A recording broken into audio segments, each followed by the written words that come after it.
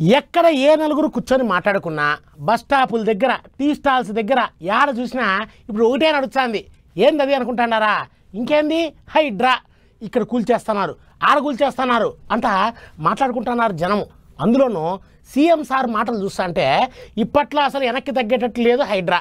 అందుకే చెరువుల్ని కబ్జా చేసి ఇల్లు కట్టుకున్న చాలా మందికి ఇప్పుడు కంటి మీద కునుకే పట్టడం లేదంట. హైడ్రా హైడ్రా ఇప్పుడు ఎక్కడినా ఇదే ముచ్చట వినిపిస్తాంది. సర్కారోళ్లకు ఎగస్ పార్టీ వాళ్ళకు నడమ పొట్టు పొట్టు కిరికిరి నడుస్తాంది. ఓ దిక్కు సర్కారోళ్ళేమో తగ్గేదేలే అంటున్నారు, ఇంకో దిక్కు ఎగస్ పార్టీ వాళ్ళు కూడా తగ్గేదేలే, చెయ్యి పార్టీ వాళ్ళ ఇండ్లు కూడా గూలగొట్టాలి అంటున్నారు. అయితే ముందుగాల సీఎం సార్ ముచ్చట్లు చూద్దాం పాండ్రే. శ్రీమంతులుగా గొప్ప వ్యక్తులుగా ఉన్న వాళ్ళు వాటి పక్కనే ఫామ్ హౌస్ల పేరు నిర్మించుకొని వాళ్ళ డ్రైనేజ్ కాలువలు తీసుకెళ్ళి గండిపేటలో కలిపారు. ఫామ్ హౌస్ల నుంచి వచ్చే డ్రైనేజ్ గండిపేటలో హిమాయత్ సాగర్ తాగునీటిలో కలిపితే ఆ నీళ్లు హైదరాబాద్ నగరానికి తాగడానికి సరఫరా చేస్తుంటే వాళ్ళు నిర్మించిన అక్రమ నిర్మాణాలను వదిలేస్తే ఇక నేను ప్రజాప్రతినిధిగా విఫలమైనట్ట కాదా? మీరు ఒక్కసారి ఆలోచన చేయండి.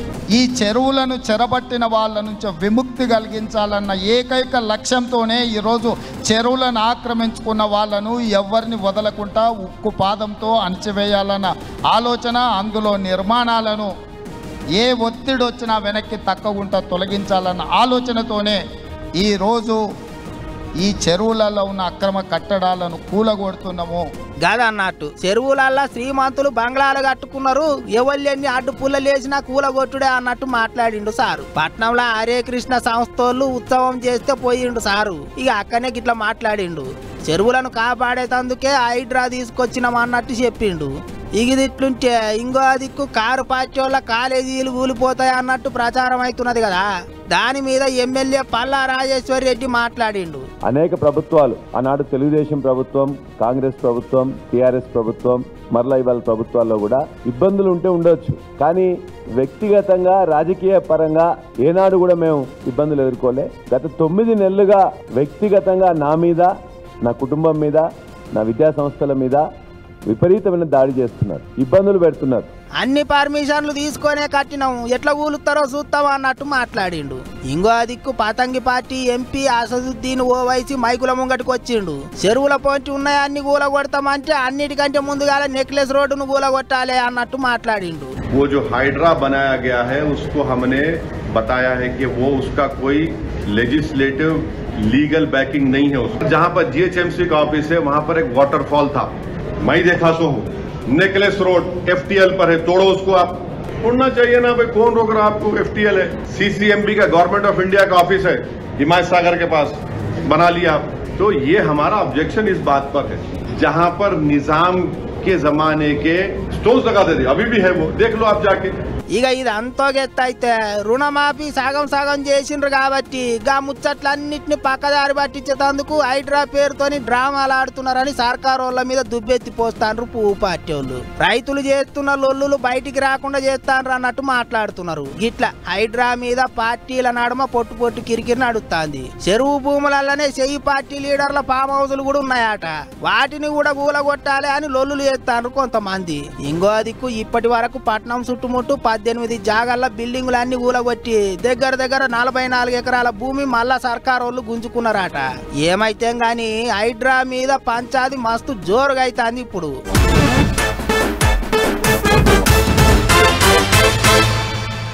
అసలే పెరిగిన ధరలతో జనం జేబులకు బొక్కలు పడుతున్నాయి.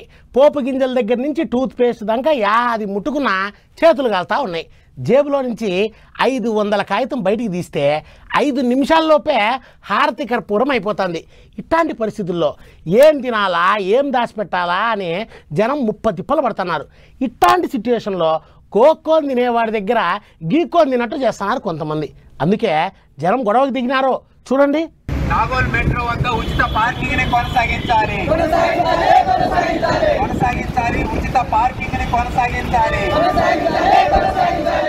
ఓ దిక్కు ఇంటి కిరాయిలు పెరిగినాయి, ఇంకో దిక్కు హెచ్ఎం సామాన్ల కాడ నుంచి అన్ని రేట్లు పెరుగుడుతోని జేబులు గుళ్ళు అవుతున్నాయి. ఇవన్నీ చాలవన్నట్టు ఇప్పుడు మెట్రో స్టేషన్ల కాడ పార్కింగ్ కు పైసలు కావాలని అంటున్నారు.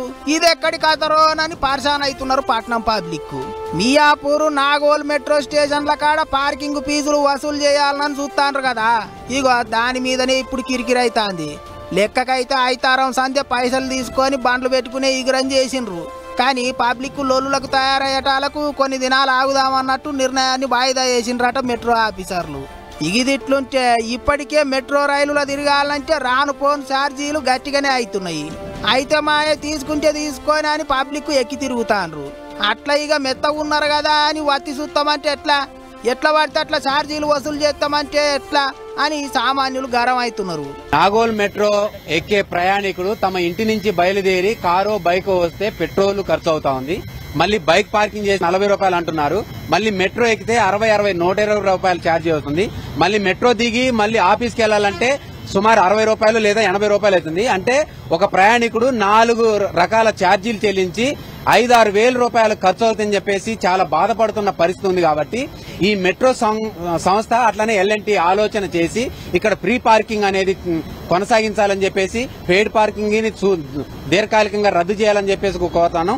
సెప్టెంబర్ 1 నుంచి పార్కింగ్ ఛార్జీలు వసూలు చేస్తామని చెప్తున్నారు మెట్రో ఆఫీసర్లు. 2 గంటలకైతే 10 రూపాయలట, 8 గంటలకైతే 25 రూపాయలట, 12 గంటలకైతే 40 రూపాయలట. అదే కార్లకైతే 2 గంటలకు 30 రూపాయలు, 8 గంటలకు 75 రూపాయలు, 12 గంటలకు 120 రూపాయలు వసూలు చేస్తారట. చెప్పిన టైంకు పోయి బండి తీసుకుపోకపోతే అటెనక బైకు అయితే గంటకు 5 రూపాయలు పెరుగుతుందట, కార్లకైతే గంటకు 15 రూపాయలు పెరుగుతుందట. గిట్లా జేబులు గుల్ల చేస్తేందుకు గట్టి ఎగురమే చేసిండ్రని పబ్లిక్ పొట్టు ఆడిపోసుకుంటాండ్రు.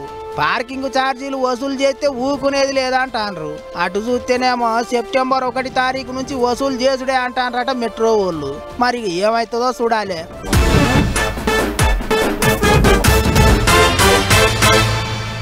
సోషల్ మీడియా ఓపెన్ చేస్తే చాలా రకాల వీడియోలు కనిపిస్తుంటాయి.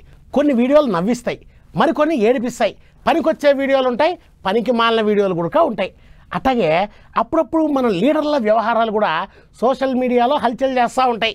ఎమ్మెల్సీ అనంతబాబుకు సంబంధించిన అట్లాంటి ఒక వీడియోనే ఇప్పుడు ఒకటి తెగ తిరుగుతుంది నెట్టింట్లో. అయితే దానికి తనకి ఏ సంబంధం లేదంటున్నాడు ఆయన. మరి ఆ సంగతి ఏందో మనం కూడా తెలుసుకోవాలి కదా, పదండి.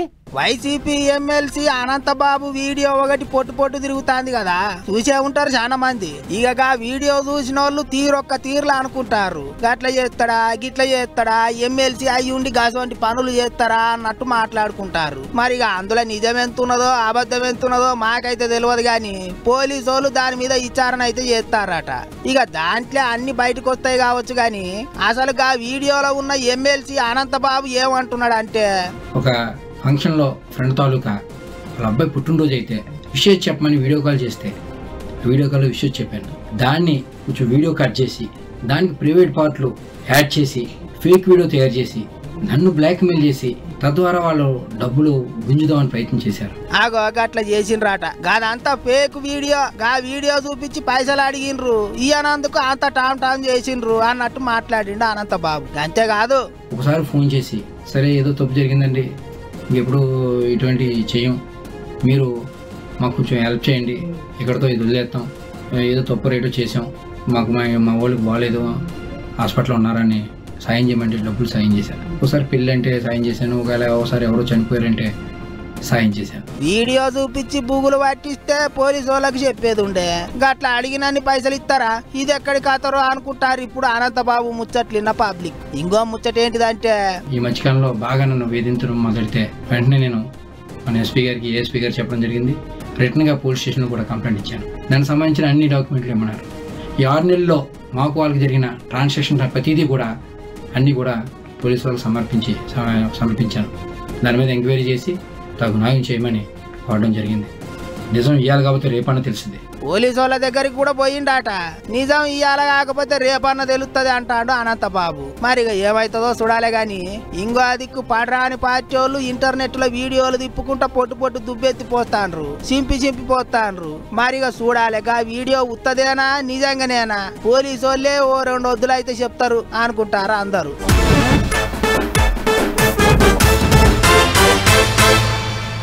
మన దగ్గర క్రీడలు అంటానే అన్నిటికంటే ముందర మైండ్లోకి వచ్చేది క్రికెట్ ఆట. ఆ ఆట వస్తుందంటే చాలు సీఎం దగ్గర నుంచి పీఎం దాకా, అటెండర్ దగ్గర నుంచి IAS దాకా, టీవీల ముందే మకామేస్తూ ఉంటారు. కానీ మన దగ్గర నుండి దేశం తరపుకు క్రికెట్ ఆడేవాళ్ళు చాలా తక్కువే. కానీ ఇప్పటి నుంచి క్రికెట్ ఆట ఒకటే కాదు, వచ్చే ఒలింపిక్స్లో కూడా చాలా మందిని పంపించే ఉపాయం చేస్తున్నారు మన తెలంగాణ ప్రభుత్వం వాళ్ళు. ఇది నేనంటన్న ముచ్చట కాదు, సీఎం సారే చెప్తున్నాడు, వినండి. యంగ్ ఇండియా స్పోర్ట్స్ యూనివర్సిటీని తెలంగాణ రాష్ట్రంలో నెక్స్ట్ అకాడమిక్ ఇయర్లో స్టార్ట్ చేసి ఈ రాష్ట్రంలో గ్రామీణ ప్రాంతాలలో మారుమూల ప్రాంతాలలో ఉండే క్రీడాకారులను ప్రోత్సహించాలన్న ఆలోచన రాబోయే ఖేల్ ఇండియా స్పోర్ట్స్ కానీ నేషనల్ ఈవెంట్స్ని తెలంగాణ రాష్ట్రానికి ఇవ్వండి, అద్భుతంగా మేము నిర్వహిస్తాం, మా దగ్గర ఇన్ఫ్రాస్ట్రక్చర్ ఉన్నదని కూడా యూనియన్ మినిస్టర్కి నేను కలిసి రిప్రజెంటేషన్ ఇవ్వడం జరిగింది. ఆగా ఈయనరా వచ్చే ఏడాదికించి రాష్ట్రంలో యంగ్ ఇండియా స్పోర్ట్స్ వర్సిటీని పెడతాడట. ఒక్క పట్టణంలో కాదు, ఊళ్ళ పొంటి కూడా పొల్లగాండ్లకు ఆటల మీద పాయడం పెరిగేటట్టు చేస్తాం అన్నట్టే మాట్లాడుకొచ్చిండు సీఎం రేవంత్ రెడ్డి సారు. అంతేకాదు ఒలింపిక్స్ ఆటల ముచ్చట కూడా మాట్లాడుకుంటే ఏమన్నాడో అది కూడా ఇనులో పారి. 2036లో ఒలింపిక్ గేమ్స్ని ఇండియా ఆర్గనైజ్ చేయాలని ప్రధానమంత్రి గారు ఏదైతే ఆలోచన చేస్తున్నారో ఆ ఒలింపిక్ గేమ్స్ని హైదరాబాద్ వేదికగా మేము నిర్వహిస్తాము, తెలంగాణ రాష్ట్రానికి అవకాశం ఇవ్వండి, ఏ క్రీడలైనా ఇంక్లూడింగ్ క్రికెట్తో పాటు మిగతా క్రీడల్ని తెలంగాణ రాష్ట్రం నుంచే ముఖ్యంగా గచ్చిబౌలి ప్రాంతం నుంచే నిర్వహించాలన్న ఆలోచన రాష్ట్ర ప్రభుత్వం చేస్తున్నది. ఆగో ఈయనరా ఆటగాళ్ల చెవుల్లో తేనె పోసినంత సల్లడి ముచ్చట చెప్పిండు. 2036 కల్లా ఒలింపిక్స్ ఆటలను తెలంగాణలోనే పెట్టేటట్టు సౌలతు చేస్తాడట. అవి కూడా గచ్చిబౌలిలోనే పెట్టేటట్టు చూస్తాడట. క్రికెట్ ఆట ఒక్కటే కాదు, ఒలింపిక్స్ ఆటల్ని కూడా అందరికి ఎరకయ్యేటట్టు చేస్తాం అన్నట్టే మాట్లాడుకొచ్చిండు. మారథాన్లో గెలిచిన రన్నర్లకు మెడల్ ఇచ్చే కార్యం మీద గచ్చిబౌలికి పోయిన కాడ గీతీలు ముచ్చట్లు చెప్పుకొచ్చిండు సీఎం సారు. అంటే సారు సుధా సందు దొరికినప్పుడల్లా ఫుట్బాల్ ఆట ఆడుతుంటాడు కదా, అందుకనే అన్ని తీర్ల సౌలతులుంటే సారు సుధా ఆట తీరుకున్నప్పుడల్లా పోయి ఆడుకొని రావచ్చు అనుకున్నట్టున్నాడు కావచ్చు అనుకుంటున్నాడు చాలా మంది దానక. ఏదైతే కానీ ఒలింపిక్స్ ఆటలు మన రాష్ట్రంలో అయితే అంటే మంచి ముచ్చటే కదా, ఏమంటారు? ఈ మధ్యకాలంలో ఫేక్ కాల్స్ ఎక్కువైపోయినాయండి. ఎవడు మనోడో ఎవడు దొంగోడో తెలియడంలే. ఫోన్ నెంబర్ తెలిస్తే చాలు ఫోన్ చేస్తున్నారు, తెలిసిన వాళ్ళ పేరు చెప్తున్నారు, డబ్బులు కావాలని అడుగుతున్నారు. ఇట్లా చాలామంది నిజంగానే అవసరం ఉందేమో అని అకౌంట్లలో డబ్బులు పంపిస్తున్నారు. అదిగో అట్లనే ఓ పెద్ద లీడర్ సాబ్ కూడా తెలిసిన వాళ్ళ పేరు చెప్పి అడగగానే అమౌంట్ పంపించినాడంట. అదేందో సారే చెప్తున్నాడు, వినండి. ఓ పిల్లగాడు ఫోన్ చేసినాడు, ఎవలే మెరుగు దేవేంద్ర కొడుకు, బాణసలో మెరుగు దేవేంద్ర ఉండేవాళ్ళ ఏంటి మెరుగు దేవేంద్ర ఎవరే మెరుగు దేవేంద్ర కొడుకు సార్, మరి ఏం కావాలన్నా? నాకు తండ్రిని దవాఖాన తీసుకొచ్చిన రక్తం కావాలంటే రక్తం పైసలు కావాలి. నువ్వు ఏడున్నారా? నేను బ్లడ్ బ్యాంకులో ఉన్నా. ఆ బ్లడ్ బ్యాంక్ అయితే మాట్లాడిపోయాను, మాట్లాడించాడు. ఏమైనా బ్లడ్ బ్యాంక్ అంటే ఆ బ్లడ్ బ్యాంక్ సార్ అన్నారు. ఏం కావాలంటే 3 యూనిట్లు రక్తం కావాలంటే సార్ ఎంత అయితే అన్న 6,000 అయితే అన్న. మెరుగు దేవేందర్ అంటే బాణసోడేమో ప్రాణాపాయ పరిస్థితులుండేమో ఆ బ్లడ్ ఇవ్వాలని చెప్పేసి ఆ బ్లడ్ బ్యాంక్ కి ఫోన్ పే ద్వారా 6,000 పంపించిన. ఇట్లా సార్కు ఫోన్ చేసి నేను పలానా ఆయన కొడుకును, మా నాయనకు ఒంట్ల పానం మంచిగా లేదు, రక్తం ఎక్కియాలంటున్నారు డాక్టర్లు, రక్తం కొందామంటే పైసలు లేవు సారు, ఓ 6,000 రూపాయల సాయం చేయాలి సారు అని అడిగిండట ఒక ఆయన ఫోన్ చేసి. నిజమేనేమో 6,000తోని పోయేదేమున్నది మన కార్యకర్త గిట్టనేమో అనుకొని ఇట్ట అడుగుడే ఆలస్యం అట్ట ఫోన్ పేలో 6,000 రూపాయలు పంపించిండట పోచారం సారు. సరే మీది గొప్ప గుణమే గాని సారు, పైసలు అయితే ఇచ్చేది గాని అటంక మరి ఒంట్ల పానం ఎట్టుందో మళ్ళా గిట్టేమన్నా అడిగిరా?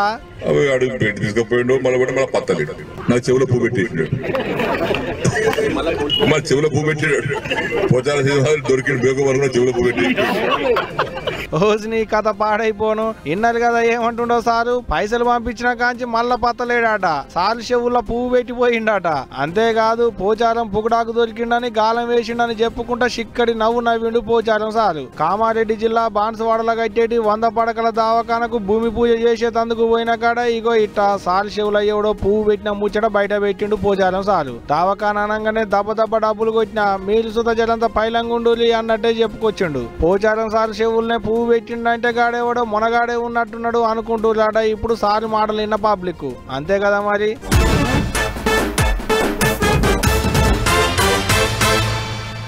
కొంతమందికి స్వీట్ అంటే ఇష్టం, మరి కొంతమందికి హాట్ అంటే ఇష్టం. అయితే రెండిట్లో ఎక్కువ మంది ఇష్టపడేది మాత్రం స్వీట్లే. అందుకే పండగలకి పబ్బాలకి దేశమంతా స్వీట్ షాపులు కిటకిట్లాడుతూ ఉంటాయి. ఇంట్లో ఏదైనా శుభకార్యం ఉన్నా సరే నోరు తీపి చేసుకోవడము, అందరి నోరు తీపి చేయడము మనకి వెనకమాల నుంచి వస్తున్న సాంప్రదాయం. అయితే ఇప్పుడు స్వీట్ల గురించి ఎందుకు ఇంతలా చెప్తున్నానంటే ఇదిగో ఈ వార్త చూడండి, మీకే అర్థమవుతుంది. రంగురంగుల స్వీట్లు, కమ్మటి మిఠాయిలు, అచ్చమైన నెయ్యి, స్వచ్ఛమైన పాలు అన్నట్టే చెప్తుంటారు అమ్ముకునేటోళ్ళు. కానీ ఎవరికి తెలుసు అందులో ఏం కలుపుతున్నారో. ఇక చూడర్రి, హైదరాబాద్ పట్నంలో ఉన్న కొన్ని స్వీట్ షాపుల బండారం మొత్తం బయటపడ్డది. ఇప్పుడు పాలు లేకుండా పాలకోవ తయారవుతున్నదట. పాల పొడితోని అన్ని మిఠాయిలు తయారు చేస్తున్నారట. సరే ఇక పాలు వాడకపోతే మాయగా పాల పొడి అన్న ఆయమన్నదా అంటే అది కూడా డేట్ అయిపోయిన పాల పొడితోని స్వీట్లు తయారు చేస్తున్నారట. అగ చూడర్రి, తిండి చెకింగులు చేసే ఆఫీసర్లు పోయి తనిఖీలు చేస్తే సంచులకు సంచులే బయటపడ్డది డేట్ అయిపోయిన పాల పొడి. ఏం తక్కువ 5,000 కిలోలు ఉంటదట. తార్నాకల దామోదర్ అనేటోడికి ఈ పాలపొడి దందా చేస్తున్నాడట. స్వీట్లు తయారు చేసేటోళ్లకు అగ్గువకు అంటగడుతున్నాడట.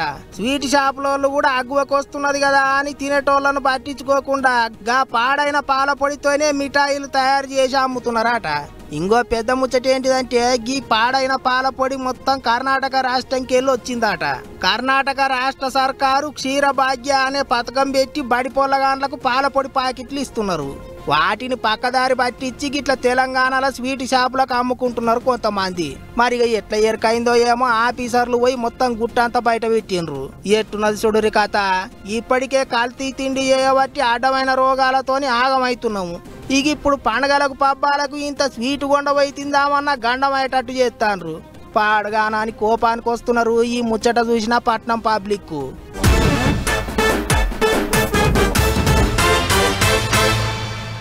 వానలు తగ్గినా పైనుంచి వరద వస్తుంది కాబట్టి ప్రాజెక్టులన్నీ నిండుతూ ఉన్నాయి, కలకల్లాడుతూ ఉన్నాయి. ఇంతకుముందు శ్రీశైలం డ్యామ్ గేట్లు, నాగార్జున సాగర్ డ్యామ్ గేట్లు పైకి లేపి నీళ్ళు ఇడిచిపెట్టినారు. ఇక వరద తగ్గడంతో మళ్ళీ మూసేసినారు. కానీ మళ్ళీ వరద వస్తుంది. అందుకే మూసేసిన గేట్లని మళ్ళీ ఎత్తుతున్నారు అధికారులు. మీదికెంచి వరద నూకొత్తుడుతోని మళ్ళా నిండింది నాగార్జున సాగర్ ప్రాజెక్టు. మూసిన గేట్ల మీదికెంచి కృష్ణమ్మ ఎగిలి దుంకుడుతోని మళ్ళీ 2 గేట్లు మీదికి లేపిరు అధికారులు. పాలనూరుగలు దుంకినట్టు కృష్ణమ్మ ఎట్ట దుంకుతుందో చూడాలి. శ్రీశైలం కెంచి ఏం తక్కువ 64,699 క్యూసెక్ల నీళ్లు సాగర్కి వస్తున్నాయి అట. 2 గేట్లను మీదికి లేపి 16,200 క్యూసెక్ల నీళ్లను కిందికి ఇడుస్తున్నారు అనేది అధికారులు చెప్తున్న ముచ్చట. ఇక ఇది 28 శ్రీరామ్ సాగర్ కూడా బాగానే మీదికెంచి వరదొస్తున్నది. 3-4 సంధి వరద నూకొత్తుడుతోని ఏం తక్కువ 30,006 క్యూసెక్ల నీళ్లు వచ్చినాయి అంటున్నారు అధికారులు. 80 టీఎంసీల నీళ్లు పట్టేటి ఎస్ఆర్ఎస్పీ ప్రాజెక్టుల 53.284 టీఎంసీల వరకు నీళ్లు వచ్చినాయి అంటున్నారు అధికారులు. అంటే తదిమ నీళ్లు కూడా వస్తాయి. ఇక ఆడ కూడా గేట్లు లేపుతారు అన్నట్టే.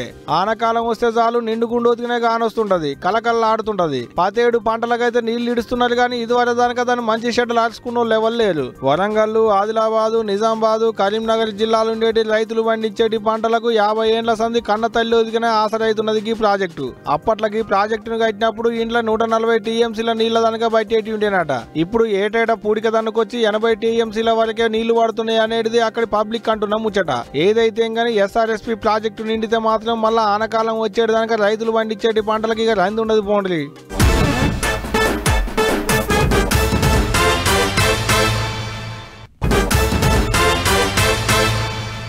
కొంతమంది తాగుబోతులు ఉంటారండి, కడుపులో పడ్డది ఊరికే కూర్చొనిస్తుందా, కూర్చొనిది కదా గబ్బు గబ్బు చేస్తుంటారు. రోడ్ల మీదకి ఎక్కి రచ్చ రచ్చ చేస్తుంటారు. వచ్చిపోయే వాళ్ళ బండ్లకు అడ్డం తగిలి వాళ్ళని ఇబ్బందులు పాలు చేస్తుంటారు. ఇదిగో వీనిలాగా. ఓ కొడుకు, రోడ్డు మీద కార్లకు లారీలకు వచ్చిపోయాడు బండ్లకు అడ్డం పడి డిప్స్ కొడుతున్నాడు కదా మూతవారి.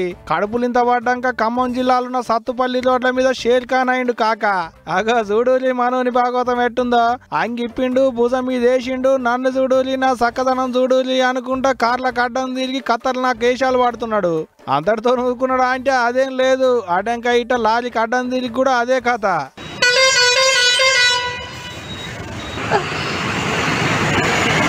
లారీ డ్రైవర్ ఆరన్ కొట్టుడు, మనోడు డిప్స్ కొట్టుడు. బాలేకున్నది పోరి ముచ్చట. నడిలోడి మీద పెద్ద కథే నడిచింది పో. ఓ అర్ధగంట దానక మస్తు రత్త చేసిండు అనుకో రాదు మనోడు రోడ్డు మీద. మనోని ఎకిలి శాస్త్రాలు చూసి ఇయ్యరమయ్యర బాధలనున్నా ఎవరి దగ్గరికి పోలేదట.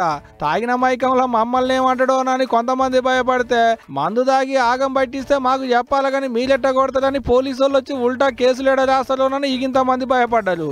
ఎక్కడో లక్కనే నిలబడి మనోని సినిమా అంతా చూడబట్టిరు. ఇంకా చూడు రావాలి మనోని చక్కదనం ఎట్టుందో ఎక్కిన మత్తు సరిపోలేదని ఇంకా బీడి ముట్టించిండు మీదికేంచి. తాగినోనివి నీ సొమ్ము నువ్వు తాగినవు, తాగినావు మాకేంది గాని ఇట నడిచోటి మీద వచ్చిపోయేటి పబ్లిక్ ను ఆగం పట్టించుడు ఎందుకు రావాలి? ఆంకల్లా ఎవడన్నా రువ్వడి మీద వచ్చి గుద్దితే ఇంటికాడున్న పెళ్ళం పిల్లలు ఏం కావాలరా? తాగినోని పోయి సప్పుడుగా అంట ఇంట్లో బండాలే గాని గియ్యం శాస్త్రాలు రావాలి నీ తాగుబోతు ముఖంలో మన్ను అనుకుంటా తిట్టకుండా తిట్టిపోస్తున్నారు ఖమ్మం పబ్లిక్. పోలీసు వాళ్ళు ఇంకా రాలేదు కాబట్టి బతికిపోయిండు మానోడు. వాళ్ళకు దొరికితే నా తాతకు తాగిందంతా దిగిందనక తలవాళ్ళు పోసేటోళ్ళు కావచ్చు పోండ్రి.